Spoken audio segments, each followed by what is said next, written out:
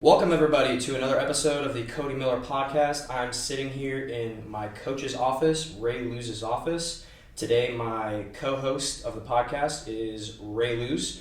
Anyone who's listened to this podcast before knows that this podcast is primarily swimming, 80% swimming, 20% whatever else we want to talk about. It's super casual, nothing specific, totally conversation-based, and I've had a lot of people requesting that I get Ray on the podcast, so Ray, thanks for doing this, man. It's good to be on the podcast for the first time, Cody. Yeah, thanks for carving out a little bit of time. I had a few things that I wanted to talk to you, but you just mentioned me that you have the Olympic Channel and that you watched Annie's race last night, was it? Yes. Pretty sweet. Yeah, Pretty Annie Laser, as Cody's well aware, joined us in April of 2018. So, close to a year ago. Yeah, we're close. probably like 8 months. Yeah. 8 months ago. And, you know, she was sort of an out-of-shape post-grad returning to the sport. And She'd been retired for basically a year, right? out of the water a year. Yeah. I think before that she was a compliance officer. She was working in as part California. of- Yeah. Yeah. And she returned to swim with John Hargis, her main coach at Auburn, who is now at Pittsburgh. And then, you know, she was the only post-grad at Pittsburgh, and she just wanted to have a little more of a post-grad atmosphere. And now she's a world champion. Yeah. And, you know, it's funny. She came here for about a week and, you know, tried it out a little bit and then decided to come. And I looked at her stroke, and it was really kind of that old wave breaststroke, one that dips down. Yeah, kind of like, what they used to do back in the day with It's the opposite of how Lily swims. Yes. Way long, super, super long stroke. Yeah. Yeah. So, yeah, one thing Cody's aware of is we try to swim breaststroke like right at the surface. Yeah. We try to avoid, having, major parts of our body underwater, creating drag. And Annie was creating a ton of drag like everywhere. And at the age of 23 or 24, it's hard to kind of change. It's so hard. The older you get, the harder it is to change your stroke. Period. Like, Yeah. the longer you swim, the harder it becomes to change a stroke. And you kind of cleaned up her stroke. Yeah, and what's really changed my thinking on that is, what Zane Grothy's done, at a really advanced age in swimming, is his stroke has changed markedly, and now Annie's has changed even more. Is that, maybe it's not too late. Like, what you think is too late isn't. Right. I never think it's late to make changes, but it certainly becomes exponentially harder the older we get. Yeah. And now Annie's the world champion. She just got back from Short Course Worlds in December, and she won gold in the 200 breaststroke, and she's done way better than anyone ever expected. And she's on the Pan Am's team with me next summer too, I think. Yeah. Man, Just swimming the 200 breast, and we just started to do some lactate with her. Mm-hmm. We really hadn't been doing that. Mm-hmm. And we made that change in the fall because she had no speed. Like, in the summer, she swam a pretty decent 200 breast, but like her 100, I think, was a 108 at Irvine. She just went in a 106 last night at the Pro Series. She's not even shaved. Well, No. not reshaved. No. So she's just confident. She's like a different person, and awesome. and she's like playing with house money. Yeah. Like, she's at Caesars of Las Vegas, and she is like I'm proud of her. running around betting a lot of money with not her own. And she's carefree. She sort of got a new lease on her swimming career, and in a way it's not a bad mindset to approach things. It's the best. She can't lose. She can't lose. No, she really can't. That's the best position to be in. When Lily was asking me when I told Lily you were going to be on the podcast, she was like, well, what are you guys going to talk about, jokingly? And I said, well, seriously, you're like the perfect podcast candidate for like almost any podcast. And I mean that very sincerely, because you have such a wide plethora of knowledge in all, like, we can sit here and talk swimming for hours, but I could also talk about something totally random in a different ballpark, and you'd probably be able to keep up and talk. And I mean, that's probably what makes you a really good communicator and recruiter with people, is just you know a lot of stuff. You know what I was thinking about today, Cody? What? War dogs. War dogs. Yeah, so I really like dogs, and Cody likes dogs. If you follow Cody's he's got these Puff and Lego. People who listen to the podcast are probably avid vlog watchers, so they know the dogs pretty well by now. Yeah, and I was, Cody knows this. I like history, and the Romans used a dog in war, and because we're always talking about like, when you're racing, try to be a predator. Right. And you've heard Caleb. You said that yesterday. You were literally like, "What would a predator do?" And everyone was like, "Kill!" And then they like attacked the set, and that was really cool. Yeah, and the Romans had this dog that it doesn't exist anymore now. It's like it's an ancient breed that they don't have anymore. But it kind of looks like, a cross between, like it looks a little like a pit bull to me. Okay, but they're a lot larger. Yeah, and the dogs would have armor. Oh my God. And they'd wear That's armor. a real thing. But that's like some 300 stuff. They only knew one thing, and that was to go. That's crazy. Like they'd have a command and go. Were you reading about this? It's the dog. Well, I was, and and the dog's name is it's Molossus. A molossus. A molossus, and they do not exist anymore. But they talk about a bad to bone competitor, and right now Annie's in this. She's in the zone. The zone of being a molossus. Yes. And I've been thinking a lot about like how to get more people where they're just that they don't think about the people they're competing against. These dogs were like bred to run without any consideration for their own health into the defenses of their their enemies, and they just all in total commitment. And they look pretty badass too. There's like statues of them, like in Roman times. They were so revered. Oh my gosh, so. Dude, yeah, you have a crazy knowledge of history. That's one thing I always love listening to you talk about, when your stories on the team meetings and stuff. So funny. Lily also asked me. She was like, "You know what you should talk about? You should talk about your favorite memories with Ray." And I started to think, I probably should have sent you this like sooner to give you like a little bit of prep before this podcast. But I started thinking about some of my favorite memories with you. And there's one, and we've never talked about this before, but we'll talk about it now. So this was almost exactly 5 years ago. 5 years ago would have been my senior year in college. And for those of you listening, I had never lost a Big Ten title in an individual breaststroke race until my senior year. So I was undefeated. I think at that point I had six breaststroke titles. So I won the 100 and 200 breaststroke my freshman year, my sophomore year, and my junior year. And then my senior year, I lost the 100 breaststroke. And I was devastated. And that was one of the hardest things I ever had to swallow. And I remember sitting in the bleachers in Michigan after losing. I mean, I got second place. But to me, that was just like a total failure because I wanted to go 4 for 4. And I remember sitting there and the whole team was gone. And you came and sat with me for like 30 minutes. Like we talked a little bit about, I don't remember exactly what we talked about. We didn't speak a lot. But it reminds me of something that Allie said once. And that was, she said a mentor to her once told her that the kids won't remember the things that she teaches them. She'll remember the way that she made them feel. And I don't remember what we talked about in that 30 minutes after me, literally one of the most devastating moments in my career up until that point. And I don't remember what we talked about, but I remember how you made me feel. And I was like, damn. Then I felt like you 100% supported me and I felt like when I looked into your eyes afterward, like the only person in the world that knew what I was going through was you in that moment, if that makes sense.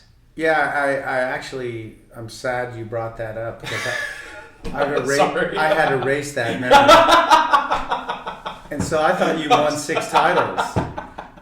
Now you reminded me that you went 5 for 6. And, but then I won the 200 the next day. I remember that. And, it's like, people have streaks. Yep. But streaks are made to be broken. Records are made to be broken. And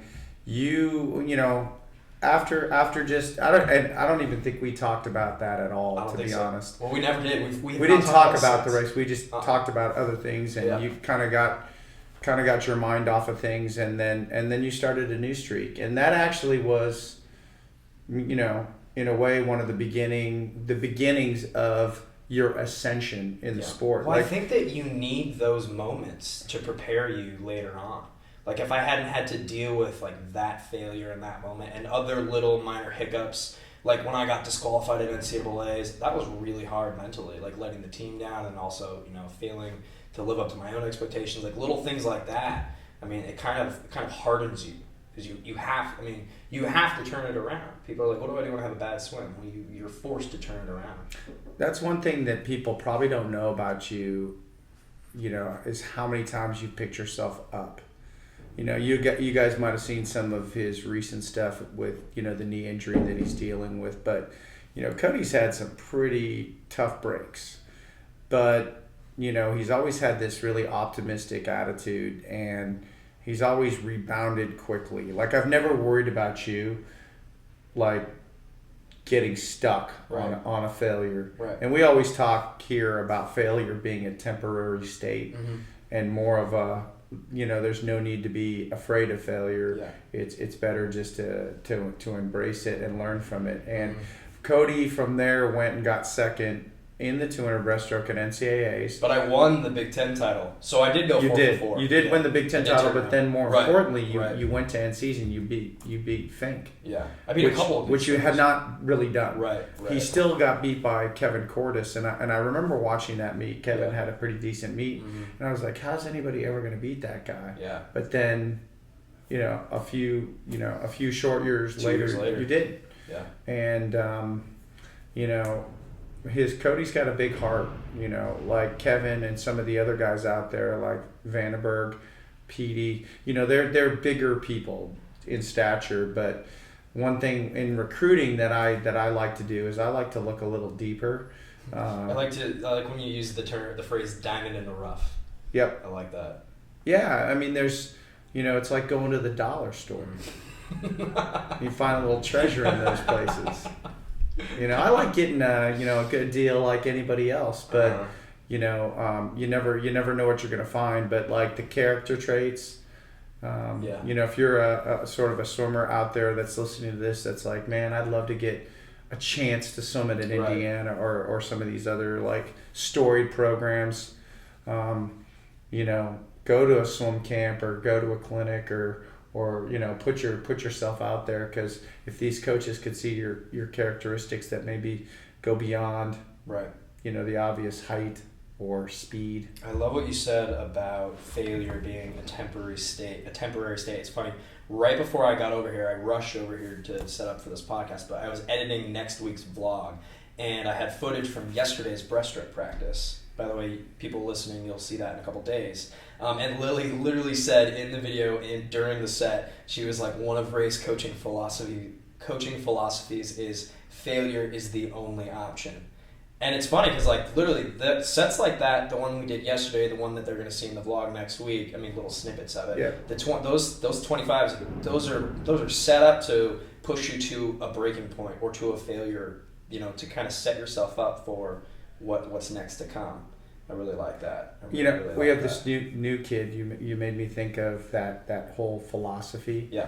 But we're having a lot of fun as we're failing in the breaststroke. Yeah, no, it's not. People know that. Yeah, they recognize that. It's fun. Yeah, it's like it's not like this, terrible thing. It's like, oh shoot, we failed. Well, let's go race again.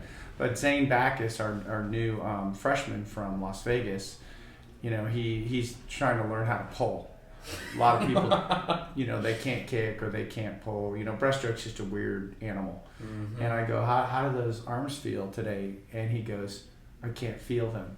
And I said, another term I really like is bankrupt. I go, when you're bankrupt, Zane. There was nothing left to draw on. And, he's just like trying to, take one more pull. But you can always do more.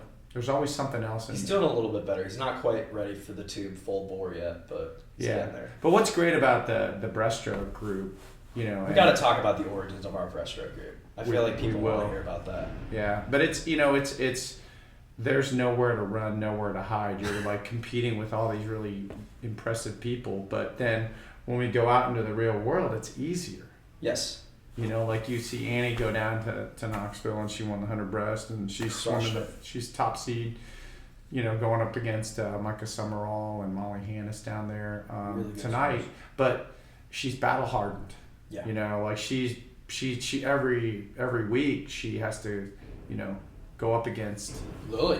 great people, guys. Guys, that's true. Yeah, Our even best the players guys are have guys. to do it too. It's true. It's true. But the origins go back to 2012. Oh, I was gonna say there was a point in time, I think it was tail end of my freshman year, where I was the only male breaststroker we had, and our breaststroke group was small. We had 3, maybe 4 girls, True. so it was tiny.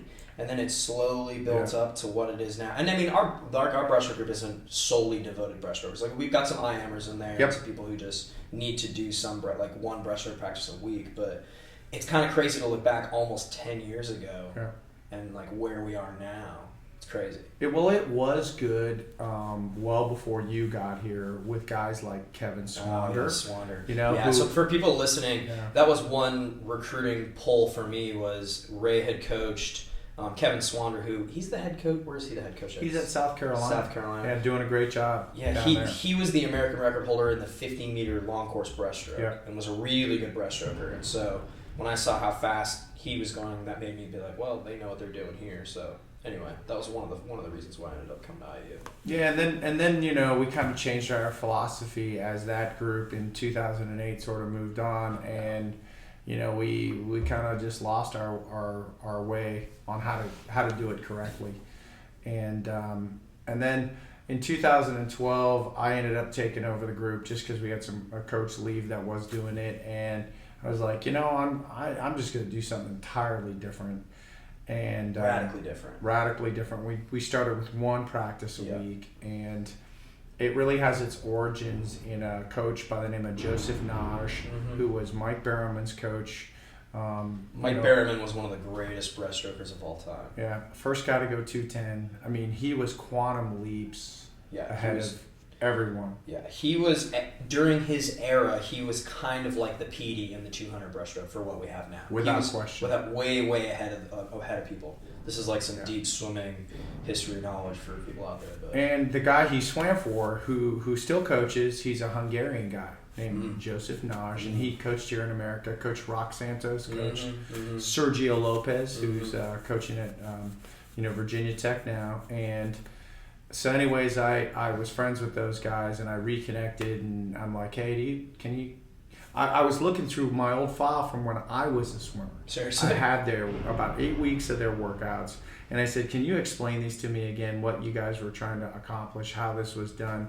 And Rock Santos kind of walked me through it, and I said, I still think this has relevance, at the time. Right. And so I basically updated it, and then we did one workout, and you did okay. Yeah.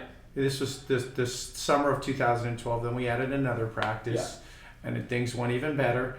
Then we added another practice. Oh, and it ruined. And we went slower. The third. So it was. Adding that third practice was. Yeah, we didn't do it that long. No, I think we pulled the plug. We learned pretty quickly that it was too much. Yeah, we pulled the plug, and we were doing them on Mondays and Thursdays, and then Dennis Dale came along, and he wanted us to move it to Fridays, and we did that for a while, but then we moved it back once he agreed to that. But we 2 times a week, with about 48 hours of recovery time in between. Right.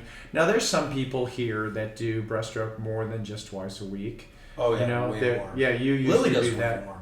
For me, obviously I'm in a different state now that I'm 27 years old and I've been swimming for 20 years. But for a long time, I'll go Monday afternoon breaststroke practice, and then I won't do any breaststroke Tuesday.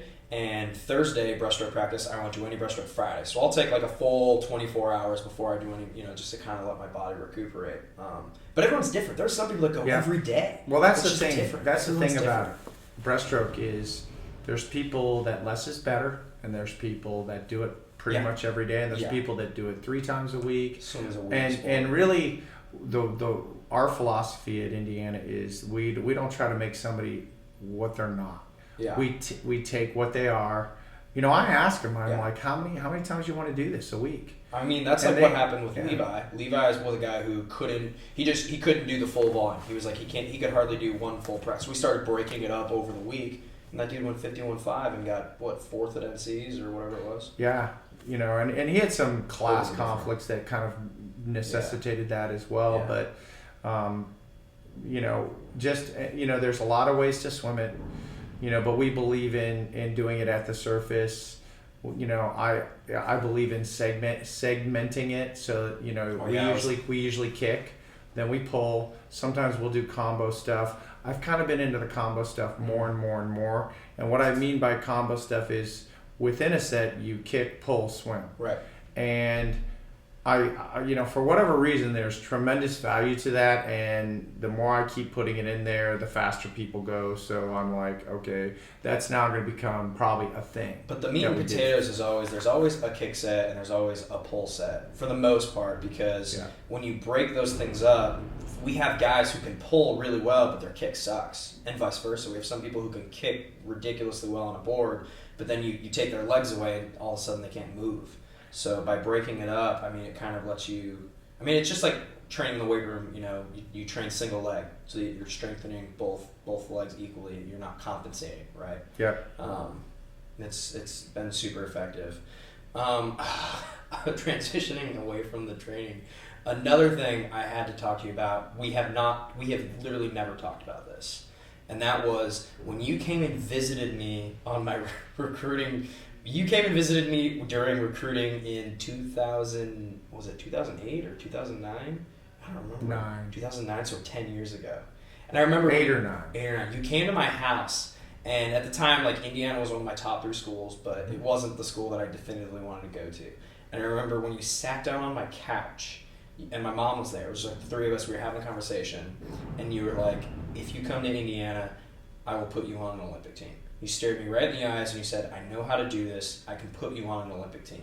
And I remember probably 16, 17-year-old Cody at that time was like, I believed you, but my heart was set elsewhere at the time. And I'm so happy now that someone talked sense into me. You know, basically my club coach and my mom, they were like, "Look, this is a better option for you." And I decided, okay, Indiana is going to be the right place. And like looking back, it's so crazy. Like, you know, there are moments in your life that there's a fork in the road and you could have gone either way. Yeah. It's crazy to look back on. It's crazy. What's impressive about Cody is that, you know, there's programs out there, you know, you think if I want to make an Olympic team and I'm a male somewhere, I got to go to Cal or Texas. We're changing that narrative.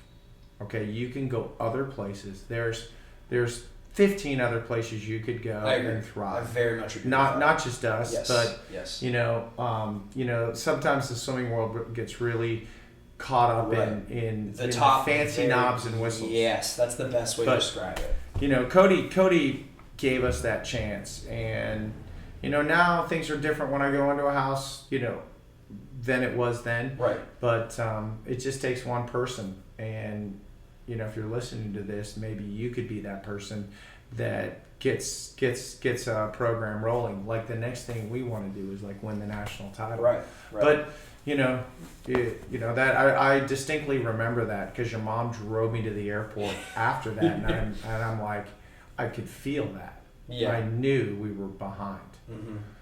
But it only, you know, you can be behind. But that's the whole the time. thing. Like at 17 or 16, or kids are getting recruited even younger. Like you're too young to really know to like make those decisions. Like you just don't know. So like there are kids out there that ask me like, how do I swim at IU? How do I swim at big schools?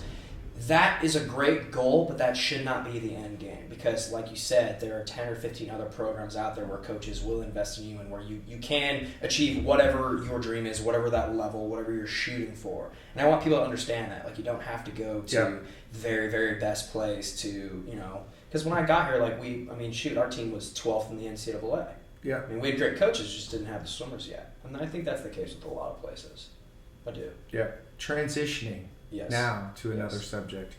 Cody is my go-to guy for like, you know, what to watch on Netflix or, you know, he told me about Sicario, this great movie that most of you have not heard, but so good. But you know, I was listening to the radio on the way home a couple days ago, and I think it was you or somebody else, Broadchurch. Broadchurch. I haven't heard of that. It's a British crime drama. Is it on Netflix? And it's on Netflix. Okay. And it is fantastic. I'll check it out. If you want to watch something that, you know, will you'll burn right through Is it. it like in the vein of Sicario? Which, by the No, way, it's not, okay. but it's as good as Sicario. Okay. That's the thing. That's a high bar. It's a as really good. high bar. It's fantastic, and like I got addicted to it.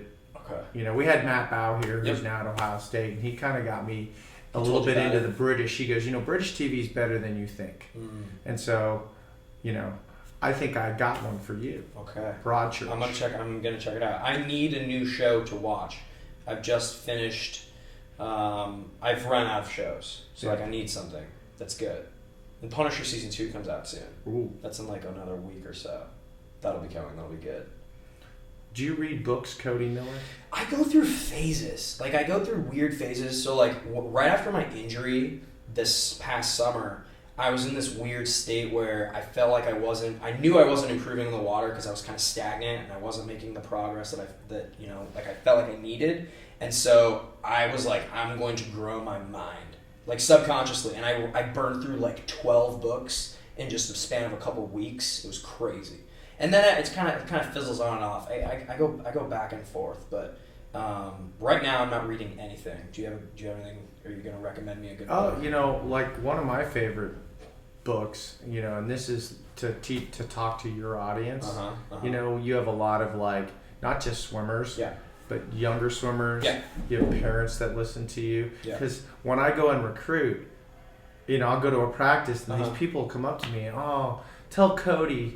They've always got. I'm a messenger. I'm Cody Miller's. I'm Cody Miller's mule of information. I mule it back to Bloomington. And The Talent Code by Daniel Coyle. It's been out there. Talent Code. Yeah, it's been out there a while, but. Okay. You know, like all these people are like, okay, what do I do with my child, or where do I go? He talks about like these places around the world where fantastic things are happening, like, you know, where people are excelling in music, where people are excelling in mathematics, you know, either at a club or a country level, you know, and just look, he calls them hot spots. Hot spots. Yeah, and like we're a hot spot here For right sure. now. For Right sure. now, we Yeah. weren't, Right. but you know, you've you know, Cody actually made it a hot spot. You know, he was probably the first person to come that was literally a blue chip guy. You know, because you were a national age group record holder. Yeah. And I don't think we had one of those. But you know, if you're, I remember when you first won your national title, your club coach didn't come to finals. Yeah. That's Ron right. Aiken. I would like everyone to know that name. That's Sandpiper's head coach. And he said, he goes, I'm not coming. I know how this is going to end. And I go, well, you know, since you're not going to be here, anything I should share with Cody? And he goes, yeah, share this. Because when he was 8 years old and 10 years old, he knew how to win. He goes, tell him, you already know how to win. I love that. And I don't think I actually shared that No, with you. you definitely didn't.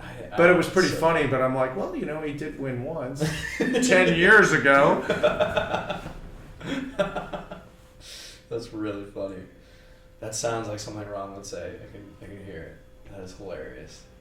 Well, I did not actually. You know, I did know he didn't come that night. I kind of forgot about that. We've certainly gotten more blue chip swimmers now. Like we picked up Lily and we got Blake. Like I recruit. It's weird that Blake and I are such good friends now, and people love him in the vlog. But Blake is almost 5 years younger than I am, and I recruited him my senior year, and he was really, really good. Oh, I guess I could share a story. Blake, obviously being the first person to ever go sub 130 in the tuner free, he just won world championships. I mean, you guys listening know how good he is. And he was one of the best swimmers coming out of high school. But he wasn't recruited by a lot of schools because he was too, quote unquote, short. And he's not even that short. 6 foot. But for a freestyler, I think, is he 6 foot or is he 6'1"?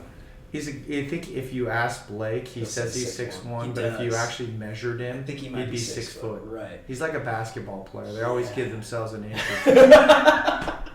So I remember at Olympic trials after he qualified for the Olympics, Eddie Reese walked up to Coach Westfall, Blake's primary coach, and shook his hand and said, "Congratulations. I thought he was too short to do that," or something along those lines. Like he basically said, like Eddie didn't recruit him because he was too short. Crossed him off the list. Yeah, it's crazy. You never know. Yeah, You never thank know. God. Thank goodness. And now we have him here. And we picked up Lily shortly. Yeah, and he swims tall though. You know, Yeah, when you watch, everybody can't believe that Blake's.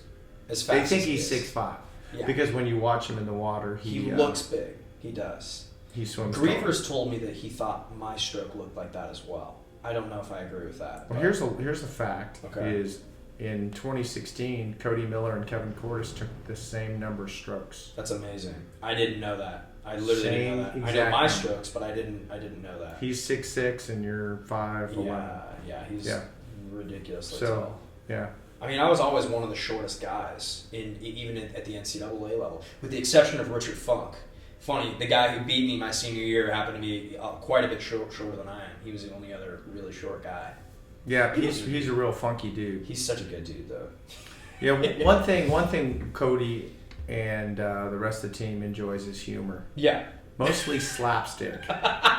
But, you know, if you can apply, you know, humor to your life, Yeah. because, you know, like I'm a pretty serious guy and I really need to do that. But you're really quirky, though. You Yeah. are serious, but that's one thing. I think little 30-second snippets of you in the vlog has humanized you to a different level. Like people see you interacting with us in a way that normally people just wouldn't see, right? Like they see you on deck at meets, intense, whether you're stressed or you're hyped or whatever your mental state is. They never see just the day-to-day kind of quirkiness, like your gladiator quotes or whatever is thrown around in practice. And when I catch little snippets of those, I think that kind of changes people's, not that there's a negative perception of any of the coaches here, but that it all of a sudden it kind of softens. Well, you know think, what I mean? yeah, you know, everybody thinks they know you. Yes, exactly. That's know, that's what I'm saying. Like, you know, and you're out there as much as anybody else as far as people really, In the swimming world, for sure. You know, and you would think you know Cody, but there's so many different, like, parts of you that they probably don't know. That's true. You know? That's true. I mean, they know what, you know. Yeah. They know I'm super probably, yeah, positive. probably about 90% of you, but there's this other 10% that's pretty interesting I wouldn't too. even go as far as to say 90%, but that's one thing that this podcast kind of does a little bit, is it allows the audience to get to know me a little bit better. Yeah. And then also, you know, they can sit down and listen to me talk about swimming with whoever, you know, like whoever. I don't know. What was the one? There was one other thing I wanted to talk to you about, but I can't remember. It might have been, so one of the most common questions I get asked, I'm sure you get asked this a lot too, is like, what was your favorite memory of the Olympics? And it's like, dude, it's really hard. It's too hard to pick one. Like, it's way too hard to pick one. But one memory that I'll talk about was, I remember we were standing on the podium and Lily had just won her 100 breast, which, by the way, one of my all-time favorite memories is watching the race, standing next to Ray, Lily's race, when she, you know, won the gold. That was insane and funny, and a story for another time. But she was about to get her gold medal. They're behind the podium, and we were standing there, and you were like, actually, no, I'm getting this wrong. That was a good moment. The moment I want to talk about was, right before the semifinal of the 100 breaststroke. Do you know where I'm going with this? Yeah. So I had qualified, was I third or fourth out of prelims in the 100 breaststroke? Irrelevant. I was going into semifinals seated next to Adam Peaty. Yeah. And it was going to be the first time that I'd raced him head-to-head going into it. And, I mean, I was super confident and everything was great. But I remember right before I went into the ready room, you gave me a hug and you said, "Hey, man, I love you." And, like, obviously, like, we love each other. Like, you're very much a father figure. Like, we have helped each other grow. Like, we don't need to get all emotional about it right now. But that was the only time we'd ever said that to each other. And in that moment, I had already, everything was good, right? Like, everything was in line for me to execute a good race. But that right there let me know, I was like, I have the support of not just you, but everybody else that had been supporting me. And it's like, you were the messenger for that feeling that you gave to me. Does that make sense? Yeah. And like that right there, I was like, I got this. Yeah, you had to get all sappy on me. I know, I'm sorry. I know. No, that's but part of the podcast, though. But I remember that, and I also remember, like, you know, Cody has this ability to automatically figure out who he's going to be next to, and he goes, "Oh, I'm going to be next to Petey," and it's like, you know, people were like, Petey and Lily really They you know, mess with people's they wreck heads. people's races. Yes, because they go out so aggressively. Yeah. And Cody was like, well, I might as well get it over with because I'm going to have to face that in the final. Mm-hmm. And I was like, all right. You know, he's that confident That's where the he time. knows where he's going. Right. He knows he's going to be close to Petey because your prelim swim was really good, Yep. easy. And so you kind of, you know, took your medicine there.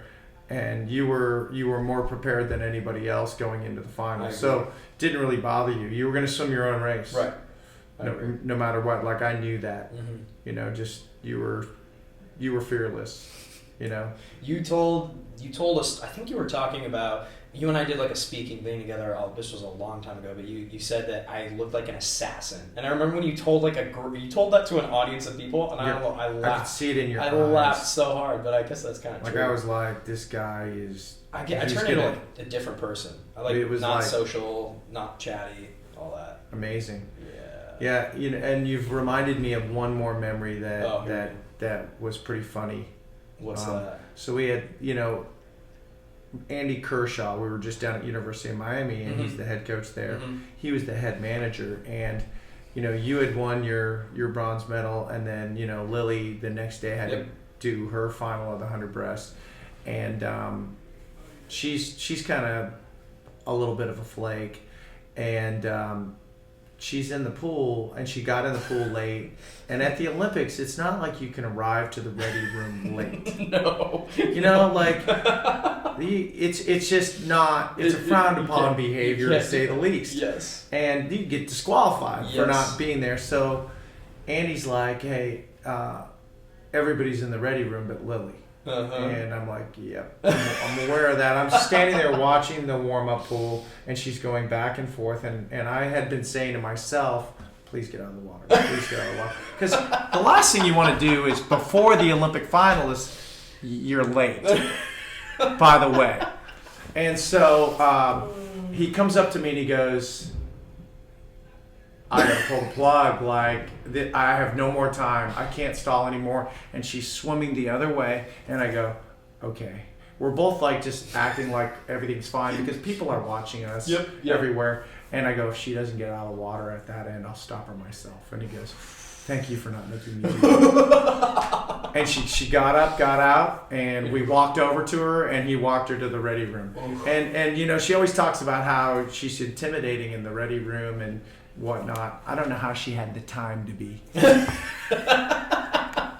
Because she whatever she did in the 5 minutes she had in there. She likes to stress people out. Was impressive. She has a habit of stressing people out. But it didn't bother her at all? Nope, not even a little bit. It's like she thrives on that kind of thing. Yeah. She thrives on it. I'm very meticulous. And kind of planned out. You know, like you and Ryan Murphy. Yes. Very like everything, every little, you have every little minute planned out. Yes, everything is timed out. Like, I'll probably do a whole vlog on that eventually, but from the moment I get to the pool, to the timing of the race, to all those little things I have very much mapped out. Yeah, because people don't know what to do when, you know, the day of the race. Right. And for some people, if they keep themselves occupied with a schedule, you take your brain out of it. You don't have to think. You execute, and then you don't have to worry about that stuff. It's like, oh, should I do this? Should I do that? The should I evaporates. One thing I've learned, you know, I had to wait a long time before I ever got on any staffs, you know, just because that's the way it goes. It's an old boy network, but is you got to stick to your cycle. No matter what, no matter where you are in the world, no matter what meet you're at, Olympic Games, Junior Nationals, you know, if you do some travel and you go to a new place and you want to make it your, you know, your comfort zone, stick to what you do. If you do this on a Monday, do this on a Monday. If you do this on a Tuesday. We've definitely done a better job of that with all of our international swimmers at big meets in the last couple of years, and it has proven to work, like, period. Because the first few major international trips I made, I mean, I was kind of stuck with I was just kind of put up elsewhere, and they were like, just kind of make it work, and it didn't. It just didn't work as well. It wasn't as effective. Yep, and I'd call those coaches after you'd have a meet. Like Cody went to World Championships where the USA didn't do very good in 2015. Yeah. Oh hell, what a disaster! It was a really bad meet for the whole country, and I asked the coaches that were responsible for you know, what their thoughts were. You know, because I just like to learn. Yeah. You know, I don't want to repeat the past. Right. If it's negative. Right. and it was haphazard, and and I learned that we do what we do, and we're gonna do what we do everywhere, and we actually applied that to Annie Laser. She was by herself, but it worked. And I just said, hey, this is what you're gonna do over in China, and she had to swim the last day, which is very difficult. Like if you're at a meet 8 days. Oh, so hard. Yeah, trying to keep yourself watching people race day after day after day, 7 days in a row. Yeah. That's just mentally draining. Very, very draining. So hard to stay in line that whole time.